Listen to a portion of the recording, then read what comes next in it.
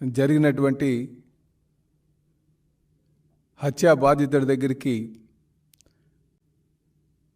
YS Jaganmohan Reddy గారు వెళ్ళి మరొకసారి శవ రాజకీయాలంటే ఏంటో నేడు మరోసారి నిరూపించినటువంటి జగన్మోహన్ రెడ్డి గారికి మేము తెలియజేసేది ఒకటే. తెలుగుదేశం పార్టీ ఎప్పుడు కూడా హత్యా రాజకీయాల్లో గడిచిన 40 సంవత్సరాలుగా ఏ రోజు కూడా లేదన్న సంగతి మీరు గమనించాలని చెప్పి ఈ సందర్భంగా తెలియజేస్తున్నాం. ఒక బాధిత కుటుంబం దగ్గరికి వెళ్ళి పరామర్శించడం కాదు, రాజకీయం చేయడానికి వెళ్ళాననే విధంగా వారు అక్కడ మాట్లాడడం, వారు ప్రసంగం ద్వారా మనం ఒకసారి బట్టబయలైందని చెప్పి ఈ సందర్భంగా తెలియజేస్తున్నాం. ఎందుకంటే జరిగిన సంఘటన దగ్గరికి వెళ్ళి రేపు మేము అసెంబ్లీలో జరిగినటువంటి గవర్నర్ ప్రసంగాన్ని ఆపుతాం, అలాగే ఢిల్లీలోకి వెళ్ళి మేము ధర్నాలు చేస్తాం అంటే ఇది దేనికి సంకేతం ఒకసారి మీరు సమాధానం చెప్పాలని చెప్పి మేము తెలియజేస్తున్నాం. అలాగే కాకుండా కూటమి ప్రభుత్వం అధికారంకి వచ్చిన దగ్గర నుంచి కూడా జగన్మోహన్ రెడ్డి గారు అబద్ధాలు అసత్యాలతో పార్టీ మీద, కూటమి మీద విషం జల్లుతున్నటువంటి పరిస్థితి మనం గడిచిన 36 రోజులుగా చూస్తున్నాం. ఈరోజు మీరు గమనిస్తే తెలుగుదేశం పార్టీ మీద మొదటి నుంచి కూడా ఏదో విధంగా వీరు ఒక అసత్య ప్రచారాలని, ముఖ్యంగా ఏదైతే ఒక ఇద్దరు వ్యక్తుల మధ్య జరిగినటువంటి గొడవని తెలుగుదేశానికి ముడేయడం చాలా దారుణం అని చెప్పి ఈ సందర్భంగా తెలియజేస్తూ, అలాగే ప్రతిదీ కూడా వ్యక్తిగత కక్షల్లో హత్య జరిగితే రాష్ట్రపతి పాలన కావాలని చెప్పడం, లేకపోతే కూటమి ప్రభుత్వం విషం చల్లడం, ఇదే కాకుండా ఈ దొరికినప్పుడల్లా జరిగిన 36 రోజుల్లోనే వీరు ఎప్పటికప్పుడు ఈ ప్రభుత్వం కేవలం హత్యలు చేయడానికే అధికారంకి వచ్చిందన్న విధంగా మీరు ప్రచారం చేయడం చాలా దారుణం అని చెప్పి ఈ సందర్భంగా తెలియజేస్తూ, అలాగే ఈరోజు ప్రజలందరూ కూడా వీళ్ళు ఒక తీరును కానీ చూస్తే, జగన్మోహన్ రెడ్డి గారు ఒక తీరును చూస్తే, నిన్న మొన్న జరిగినటువంటి సంఘటన ఏదైతే ఆ గిరిజన మహిళకు సంబంధించి విజయసాయిరెడ్డి గారితో ఏదైతే ఆయన వంచన చేశారనే విషయాన్ని డైవర్ట్ చేసి మళ్ళీ ఈ విషయాన్ని బయటకు తీసుకొస్తున్నారేమో అనే విధంగా ఉందన్న సంగతి మేము తెలియజేస్తున్నాం.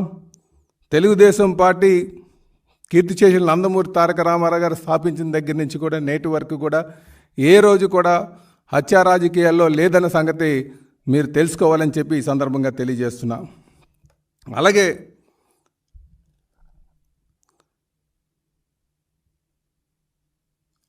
ఈ అసత్యాల్లో భాగంగా మేమేమన్నామంటే, తెలుగుదేశం పార్టీ అధికారంకి వచ్చిన తర్వాత వీళ్ళు ఏ విధంగా వైసీపీ నాయకులు కావచ్చు, లేకపోతే జగన్మోహన్ రెడ్డి గారు కావచ్చు, టీటీడీలో ఉన్నటువంటి వాటాని తెలంగాణకి ఇచ్చేశారని చెప్పడం, అదే కాకుండా సుమారు 15 మంది కమ్మ వాళ్ళకు మంత్రి పదవులు ఇచ్చారని చెప్పడం, అదే కాకుండా ఇంగ్లీష్ మీడియం తీసి తెలుగు మీడియం పెట్టారని చెప్పడం, అంటే ఏదో విధంగా తెలుగుదేశం పార్టీ మీద అసత్యాలు అబద్ధాలు చెప్పి ఒక ఫేక్ పర్సన్గా జగన్మోహన్ రెడ్డి గారు నడుస్తున్నటువంటి తీరు మీరు గమనించాలని చెప్పి ఈ సందర్భంగా తెలియజేస్తున్నాం. అలాగే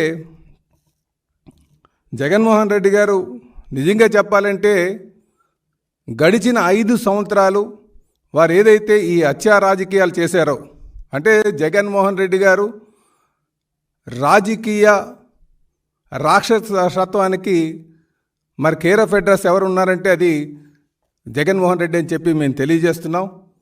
గడిచిన 5 సంవత్సరాలుగా ఆయన హత్యా రాజకీయాలతో ఆయన పాలన సాగించారు కనుకనే దాని ఛాయలే ఇప్పుడు ఈ సంఘటనలు అని చెప్పి మేము తెలియజేస్తున్నాం.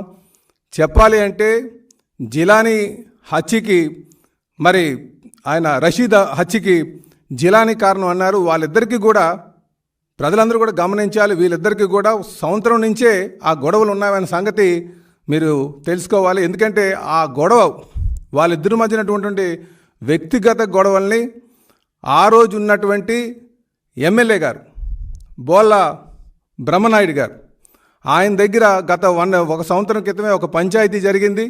ఆ పంచాయతీని వాళ్ళు సెటిల్ చేయకుండా రషీద్ వైపే వాళ్ళు ఉన్నారన్న సంగతి ఆ కోపాన్ని పెంచుకునే వారు హత్యలు చేశారు తప్ప హత్య చేసుకున్నారన్న సంగతి అందరికీ తెలిసిందే. కాకపోతే ఇది రాజకీయ లబ్ధి కోసం జగన్మోహన్ రెడ్డి గారు కేవలం రాజకీయ లబ్ధి కోసం ఇది తెలుగుదేశం పార్టీ మీద నెట్టుతున్నారన్న సంగతి మరి గమనించాలని చెప్పి ఈ సందర్భంగా తెలియజేస్తున్నాం. ఇప్పటికే జగన్మోహన్ రెడ్డి గారు ఆయన ఒక తీరును ప్రజలందరూ కూడా గమనించారు కనుకనే వాడిని ఇంటికి పంపించారు. మళ్ళీ ఆయన ఎన్ని చెప్పినా నమ్మేటువంటి పరిస్థితిలో ఇక్కడ ఆంధ్ర ప్రజానికం లేరని చెప్పి కూడా మేము తెలియజేస్తున్నాం. అలాగే ఆయన ముఖ్యంగా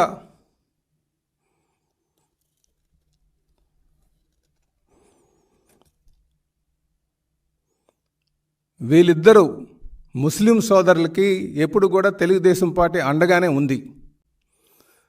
గడిచిన 5 సంవత్సరాలుగా ముస్లిం సోదరులపైన ఎక్కువగా హత్యలు జరిగావంటే అది వైసీపీ పాలన జరిగిందన్న సంగతి మరి అందరూ తెలిసినటువంటి విషయమే. అలాగే ముఖ్యంగా చెప్పాలంటే ఆయన నంద్యాలలో ఉన్నటువంటి కుటుంబ సమేతంగా మరి ఆయన ప్రాణం అబ్దుల్ సలాం గారు అన్న వ్యక్తి కుటుంబ సమేతంగా వైసీపీ నాయకులు చేసినటువంటి దౌర్జన్యాల వల్ల వాళ్ళు కుటుంబ సమేతంగా వాళ్ళు ఆత్మహత్య చేసుకున్నటువంటి పరిస్థితి.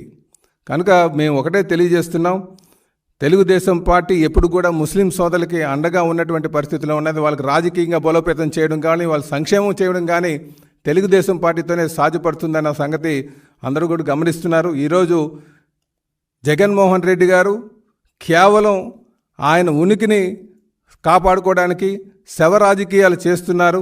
అంతేగాని ఇదేది ప్రజలకి నమ్మబుచ్చడానికి ట్రై చేస్తున్నారు. కనుక మేము తెలియజేసేది ఒకటే, ఎప్పుడు కూడా తెలుగుదేశం పార్టీ ఏ హత్య రాజకీయాలు ఉండదన్న సంగతి మేము తెలియజేస్తూ, అలాగే భవిష్యత్తులో కూడా మేము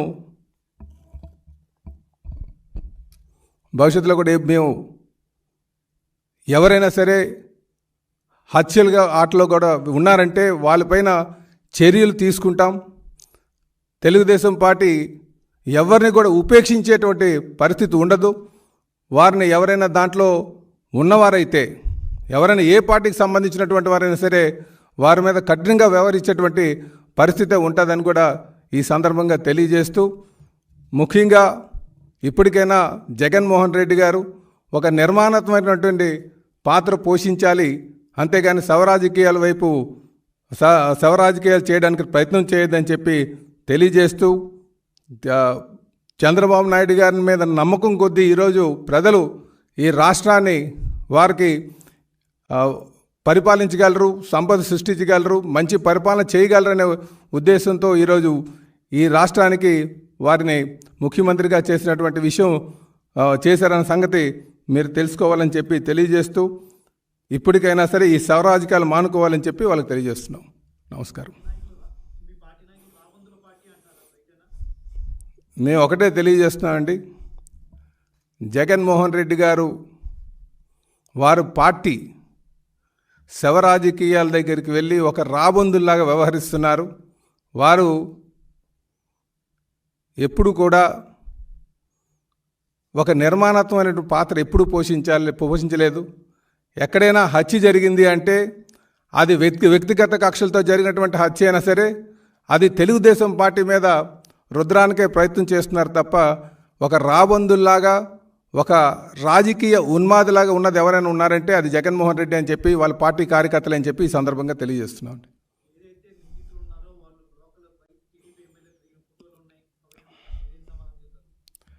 మేము ఒకటే చెప్తున్నామండి, మీరు 2019 నుంచి 2024 కానీ మీరు చూసుకుంటే అక్కడ వారు దిగినటువంటి హత్యలో సంబంధం ఉన్నటువంటి వారు, ఆ మధ్యకాలంలో జరిగినటువంటి హత్యలో సంబంధం ఉన్నటువంటి వారు అందరూ కూడా జగన్మోహన్ రెడ్డితో ఫోటో తీసుకున్నారు, ఒకరు కాదు. కనుక రాజకీయ నాయకులుగా వచ్చి ఫోటో తీసుకున్నటువంటి సందర్భాలు చాలా ఉంటాయి. వీళ్ళేమైనా చర్యలు తీసుకున్నారా? ఇప్పుడు మేము చెప్పాము, చాలా సందర్భంలో జగన్మోహన్ రెడ్డి గారితో తీసుకున్నటువంటి ఫోటోలు ఉన్నాయి. వాళ్ళందరి మీద ఎటువంటి చర్యలు కూడా తీసుకోలేదని చెప్పి తెలియజేస్తున్నాం.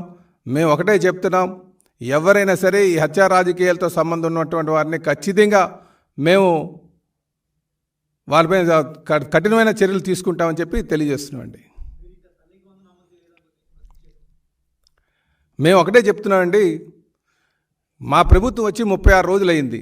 36 రోజులకే తల్లికి వందనం చేయలేదు అని చెప్పేసి ఇంకా ప్రభుత్వం నిర్మాణంగా మేము ఏమైతే అనుకున్నామో అవి అప్పటికే చేసాం. ఫస్ట్ వచ్చిన వెంటనే 5 ఫైల్స్ మీద సైన్ చేస్తామని చెప్పాం. అన్నా క్యాంటీన్లు తెరిపిస్తామని చెప్పాం. అలాగే ల్యాండ్ టైటిలింగ్ రద్దుపరుస్తామని చెప్పాం. డిఎస్సి తీస్తామని చెప్పాం. అలాగే ఇలాగా అనుకున్నటువంటి వాటిపైన మేము మొదటి రోజే మేము ఫైల్స్ మీద సంతకం పెట్టడం జరిగింది. కానీ జగన్మోహన్ రెడ్డి గారు 36 రోజుల్లోనే తల్లికి వందనం చేయలేదనడం చాలా దారుణం. ఇప్పటికే ఆర్థిక పరిస్థితిని ఎలాగ బలోపేతం చేయాలి అన్న ఆలోచనతో ఉంటుంటే కేవలం రాజకీయపరమైనటువంటి కక్షలే, రాజకీయపరమైనటువంటి ఆరోపణలు చేయడానికి, అలాగే శవ రాజకీయాలు చేయడానికి జగన్మోహన్ రెడ్డి గారు వాళ్ళు పాత్ర పోషిస్తారు తప్ప నిర్మాణాత్మకమైనటువంటి పాత్ర పోషించట్లేదు అని చెప్పి తెలియజేస్తున్నా. అదేనండి, జగన్మోహన్ రెడ్డి గారు ఒక బాధిత కుటుంబం దగ్గరికి వెళ్ళి పరామర్శించడానికి కాకుండా, వాళ్ళకు భరోసా కల్పించడానికి కాకుండా కేవలం దాని ద్వారా లబ్ధి పొందుదామని చెప్పి శవ రాజకీయాలు చేస్తూ ఈరోజు ఢిల్లీలో ధర్నా చేస్తాం, లేకపోతే రాష్ట్రపతి పాలన 36 రోజుల్లోనే పెట్టేయాలనడం దేనికి సంకేతం అంటే శవ రాజకీయాలకు సంకేతం అని చెప్పి ఈ సందర్భంగా తెలియజేస్తున్నా.